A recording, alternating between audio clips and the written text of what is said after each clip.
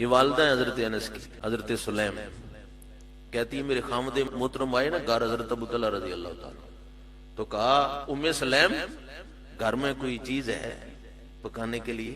میں نے کہا کیوں خیر بھوک لگی ہے؟ کہا نہیں بھوک نہیں لگی، میں نے حضور سے گفتگو کی ہے تو حضور کی گفتگو کی کیفیت بتا رہی تھی کہ حضور کو بھوک لگی ہے۔ ویسے کیا بھوک حضور کو متاثر کرتی نہیں نہ کرتی؟ غار ہرا کے روزے اور قیام، وصال کے روزے، ام سلیم کہتی ہیں تو میں نے کہا کہ ایک جو کی روٹی بن سکتی ہے اگر آٹے والا برتن جاڑ لیا جائے تو۔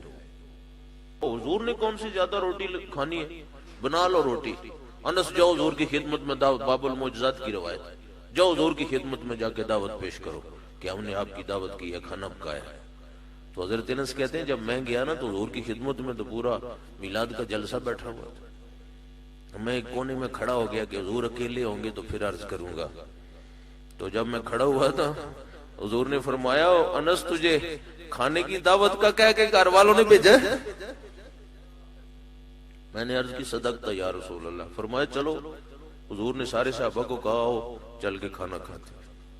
حضرت انس کہتے ہیں میں گھر آیا نا تو سر تھوڑا سائیڈ پہ ہو گیا کہ ظاہر ڈانٹ ٹپڑ تو ہوگی نا کہ تم نے پتہ نہیں صحیح بتایا نہیں، یہ سارے لوگ آ گئے۔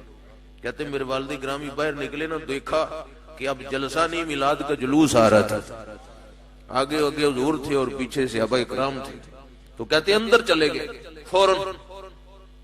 تو میری والدہ محترمہ نے کہا کیا بات ہے، پریشان لگتے ہو؟ خوشی کی کیفیت بھی ہے؟ کہا خوشی تو ہے کہ حضور آ رہے ہیں، وہ بلا لیں اگر یہ بھی کچھ کم نہیں، ان کا تشریف لانا بڑی بات، حضور آ رہے ہیں، لیکن پریشانی یہ ہے کہ ایک جو کی روٹی ہے اور حضور تو سارے صحابہ کے ساتھ آ رہے ہیں۔ کہا پھر ہمیں پریشانی کس بات کی ہے؟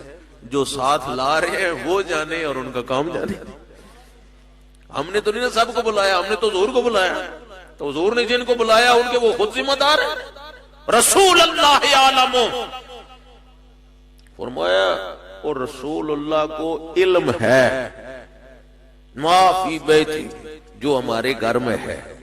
اور یہ بھی بڑا خوبصورت عقیدہ پیش کیا کہ جو ہم اپنے گھر کے بارے میں جانتے ہیں ہمیں کم پتا ہے، نبی کو زیادہ پتا ہے۔ تجھے کس بات کی فکر ہے؟ آنے دے۔ حضور علیہ السلام آئے بیٹھے، فرمایا ام سلیم کیا ہے گھر میں کھانے کو؟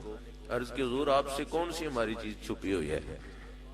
تو یہ عقیدہ ہے صحابہ کا اور صحابیات کا، یہ عقیدہ ہے۔ اب دعویٰ کرے کہ میں نوکر صحابہ تھا تو خیال کرنا چاہیے نا کہ صحابہ کا مسلک کیا ہے، ان کا عقیدہ اور طریقہ کیا ہے۔ عرض کیا کہ کون سی چیز آپ سے چھپی ہے؟ جو کی روٹی ہے۔ فرمایا طیب کثیر، ان میلاد کا لنگر ہے، زیادہ بھی ہے اور پاکیزہ بھی ہے۔ آپ نے کہا گھی ہے گھر میں؟ ام سلیم کہتے ہیں گھی کوئی نہیں تھا، لیکن حضور نے کہا ہے تو میں نے کہا ہوگا، مجھے کیا ضرورت ہے نہ کرنے کی؟ آپ نے فرمایا گھی ہے، میں نے کہا ہوگا یا رسول اللہ۔ فرمایا لے آؤ۔ کہتی میں گھی والا برتن لے گئی، تھا تو خالی نا۔ کہتے ہیں حضور نے یوں روٹی کے اوپر الٹا کیا نا تو گھی ٹپکنے لگا۔ جن کی انگلیوں سے پانی کے چشمے جاری ہو سکتے ہیں، پٹھ یہ جو بکری ہوتی ہے نا، اس کو نر نے ابھی چھوا بھی نہ ہو تو میرے ابھی ہاتھ پھیریں تو دودھ آ جاتا ہے، عادت تک نہیں، تو پھر گھی والے برتن میں گھی کیسے نہیں آ سکتا؟ کہتی ہیں حضور علیہ السلام نے نا اپنی انگشت مبارک سے یوں روٹی پر گھی پھیلا دی۔ فرمایا انس جو باہر کھڑے ہیں ان کو کہو 10 آئیں اور کھانا کھائیں۔